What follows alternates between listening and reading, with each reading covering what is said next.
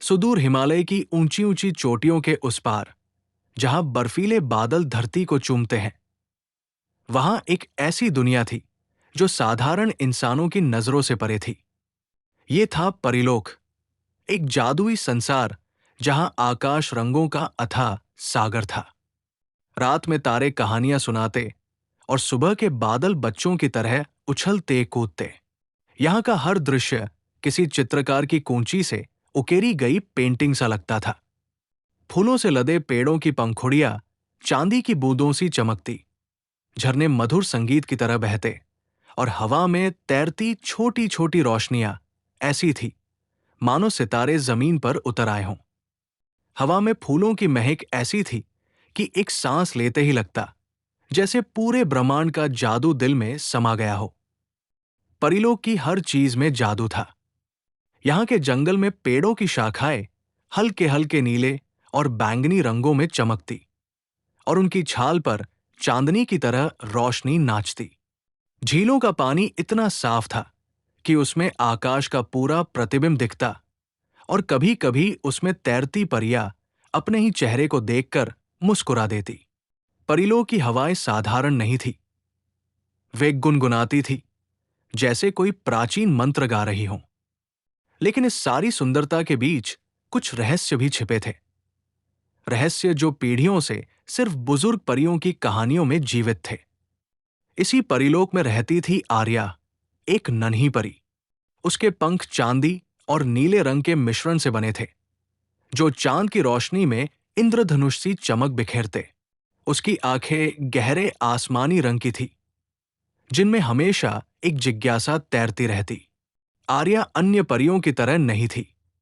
जहां बाकी परियां फूलों की खुशबू बिखेरने, बादलों को रंगने या तितलियों के साथ नाचने में खुश थी, आर्या का मन कुछ और ही चाहता था। वो आकाश से प्रेम करती थी, लेकिन सिर्फ उसे देखने से नहीं, वो उसे समझना चाहती थी। हर रात जब परिलों की बाकी परियां अपने फूलों के बिस्तरों पर सोने चली जाती, आर्या चुपके से जंगल के किनारे एक ऊंची चट्टान पर चली जाती।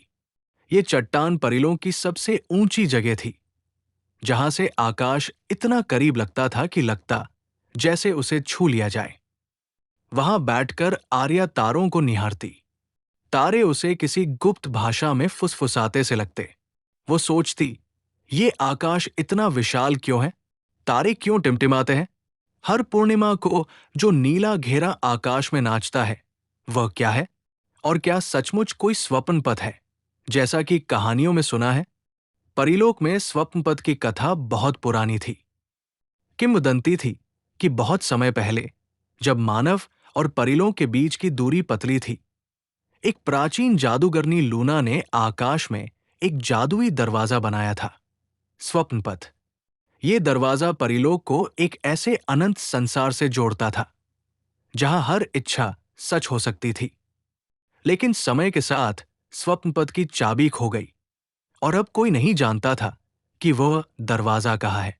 कुछ बुजुर्ग परियां कहती थी कि स्वप्न पथ सिर्फ एक कहानी है, लेकिन आर्या का दिल मानता था कि यह सच है। आर्या की सबसे करीबी दोस्त थी सिल्वी, एक चुलबुली और हंसमुख परी। सिल्वी के पंख सुनहरे और गुलाबी रंग के थे, और वो हमेशा फूलों के बीच नाचती रहती। वो आर्या की जिज्ञासा पर हंसती और कहती, आर्या, तुम तो सपनों में जीती हो। स्वप्न पथ जैसी कोई चीज नहीं होती।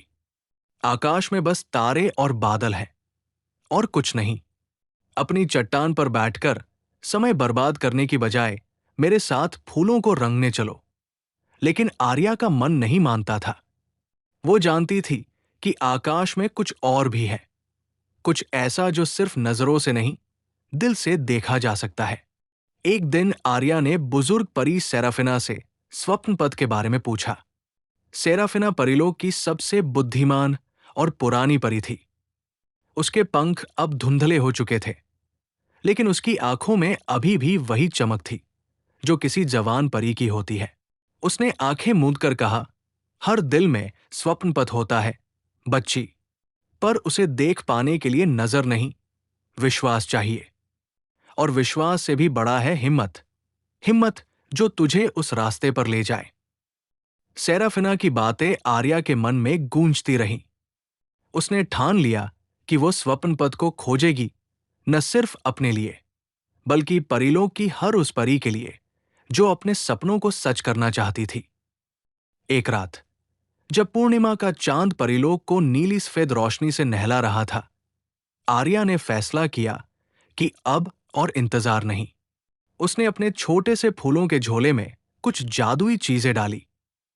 एक चमकता हुआ पत्थर जो उसने जंगल की गहराइयों में पाया था, कुछ जादुई फूल जिनकी पंखुड़ियां रात में चमकती थी, और एक छोटा सा शीशा जिसमें वो आकाश का प्रतिबिंब देखती थी। सबसे जरूरी, उसने अपनी हिम्मत को बांध लिया।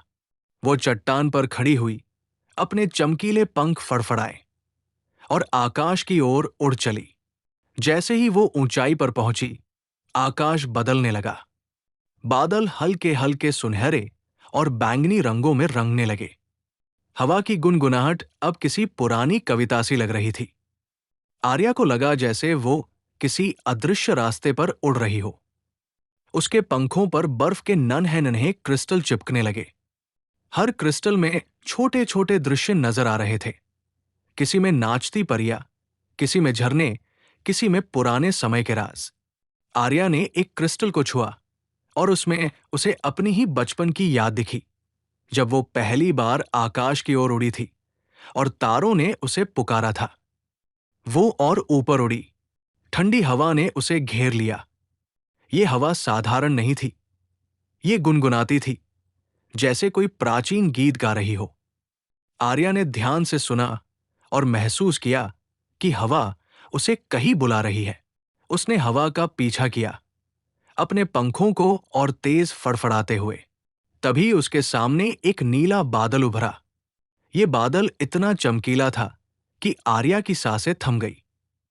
बादल के बीचों बीच एक चमकता हुआ घेरा धीरे धीरे घूम रहा था, जैसे कोई जादुई दरवाजा। क्या ये स्वप्नपथ का दरवाजा है? आर्या ने खुद से पूछा। उसका दिल जोर जोर से धड़क रहा था। तभी एक गहरी, गूंजती हुई आवाज आकाश में फैली। कौन है जो स्वप्नपथ को खोलने की हिम्मत करता है? आर्या डर गई। उसका छोटा सा शरीर कांपने लगा, लेकिन उसने अपनी हिम्मत को याद किया। उसने जोर से कहा, मैं आर्या, परिलोक की एक छोटी सी परी। मैं स्वप्नपथ को खोजना चाहती हूं, ताकि हर परी की इच्छा पूरी हो सके। आवाज फिर गूंजी, इस बार थोड़ी नरम, लेकिन अभी भी गंभीर। स्वप्नपथ का रास्ता आसान नहीं है, नन्ही परी। इसे खोलने के लिए तुम्हें 3 जादुई पहेलियां सुलझानी होंगी। हर पहेली तुम्हारे दिल और दिमाग की परीक्षा लेगी। क्या तुम तैयार हो? आर्या ने गहरी सांस ली। उसने अपने चमकते पत्थर को कसकर पकड़ा और कहा, हां, मैं तैयार हूं। पहली पहेली एक चमकते हुए तारे के रूप में सामने आई। तारा इतना तेज चमक रहा था कि उसकी रोशनी से आकाश जगमगा उठा। उसने कहा, मैं वो हूं जो हर रात आकाश में चमकता है, दिन में गायब हो जाता हूं। मैं सपनों का प्रतीक हूं, पर मुझे छू नहीं सकते। मैं क्या हूं? आर्या ने सोचा। उसने अपने बचपन की उन रातों को याद किया, जब वो तारों को देखकर सपने बुनती थी। वो जानती थी कि ये पहेली इतनी आसान नहीं है, लेकिन जवाब उसके सामने था। उसने मुस्कुराते हुए कहा, तुम तारा हो। तारा और भी तेज चमक उठा, जैसे वो आर्या के जवाब से खुश हो। फिर वो धीरे धीरे गायब हो गया। स्वप्नपथ के दरवाजे का एक हिस्सा खुल गया और उसमें से सुनहरी रोशनी बाहर निकली। आर्या का दिल खुशी से नाच उठा। अब दूसरी पहेली सामने आई, एक बहता हुआ बादल। ये बादल हल्के गुलाबी और नीले रंग का था और इसके किनारे इंद्रधनुष की तरह चमक रहे थे। बादल ने कहा, मैं आकाश में नाचता हूं, पर मेरे पास पंख नहीं है। मैं बारिश लाता हूं, पर मैं खुद पानी नहीं हूं। मैं क्या हूं? आर्या ने अपने जादुई फूल को छुआ। उसने परिलोक की उन सुबहों को याद किया, जब वो बादलों के साथ खेलती थी। वो जानती थी कि बादल बारिश लाते हैं, लेकिन वे पानी से बने होते हैं। फिर उसने सोचा, ये पहेली शायद कुछ और ही कह रही है। उसने अपने मन को शांत किया और जवाब दिया, तुम बादल हो। बादल ने एक हल्की सी हंसी छोड़ी, जैसे वो आर्या की चतुराई से प्रभावित हो। फिर वो हवा में घुल गया और स्वप्नपथ के दरवाजे का दूसरा हिस्सा खुल गया। अब दरवाजा आधा खुल चुका था और उसमें से निकलने वाली रोशनी ने आर्या के पंखों को और चमकीला कर दिया। अब तीसरी और आखिरी पहेली सामने आई। ये एक चमकते हुए नीले घेरे के रूप में थी, जो स्वप्नपथ का दरवाजा ही लग रहा था। घेरे ने कहा, मैं वो हूं जो हर दिल में बसता है। मैं वो हूं जो तुम्हें उड़ने की हिम्मत देता है। मैं न दिखता हूं, न छूता हूं, पर मेरे बिना कोई सपना सच नहीं होता। मैं क्या हूं? ये पहेली सबसे मुश्किल थी। आर्या ने आंखें बंद की। उसने अपनी पूरी यात्रा को याद किया। उस चट्टान पर बैठकर तारों को देखना, सिल्वी के मजाक, सेराफिना की सलाह और उसका अपना सपना। उसने अपने दिल की गहराइयों में झांका। उसे याद आया कि उसने ये यात्रा क्यों शुरू की थी, क्योंकि वह चाहती थी कि हर परी अपने सपनों को सच कर सके। उसने धीरे से कहा, तुम आशा हो। नीला घेरा तेजी से चमकने लगा। एक जोरदार ध्वनि के साथ स्वप्नपथ का दरवाजा पूरी तरह खुल गया। आर्या की आंखें चकाचौंध हो गई। दरवाजे के पार एक अनंत आकाश था, रंगों, तारों और बादलों से भरा। यहां छोटे छोटे द्वीप तैर रहे थे, जिन पर परियां अपनी इच्छाएं लिख सकती थी, और वे इच्छाएं रोशनी बनकर आकाश में फैल जाती। आर्या ने देखा कि हर तारा एक इच्छा था, हर बादल एक सपना। उसने अपने चमकते पत्थर को उठाया और उसमें अपनी इच्छा फुसफुसाई, मैं चाहती हूं कि परिलों की हर परी अपने सपनों को सच कर सके। पत्थर चमक उठा और आकाश में एक जादुई लहर फैल गई। ये लहर परिलों की हर गली, हर फूल, हर झरने तक पहुंची। हर परी के पंखों पर हल्की नीली रेखाएं उभर आई, आशा और साहस की रेखाएं। जब आर्या परिलोक लौटी तो सभी परियां उसे देखकर हैरान थी। सिल्वी ने दौड़कर उसे गले लगाया और पूछा, आर्या, तुमने ये कैसे किया? आर्या ने मुस्कुराकर कहा, मैंने आकाश के रहस्य को नहीं, बल्कि अपने दिल की आशा को सुना। उस दिन से परीलोक बदल गया। स्वप्नपथ का जादू अब हर परी के दिल में था। आकाश और भी रंगीन, तारे और चमकीले, और हवाएं और मधुर हो गई। सिल्वी ने पहली बार अपनी कल्पना के फूलों को आकाश में उड़ते देखा। सेराफिना ने आंसू पोंछते हुए कहा, बच्ची ने सचमुच स्वप्नपथ पा लिया। आर्या अब सिर्फ एक नन्ही परी नहीं थी, वो परीलोक के बच्चों के लिए प्रेरणा बन गई।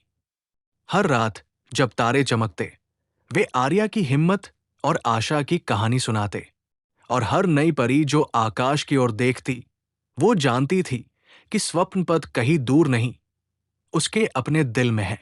ऐसी ही कहानी सुनने के लिए चैनल सब्सक्राइब करें।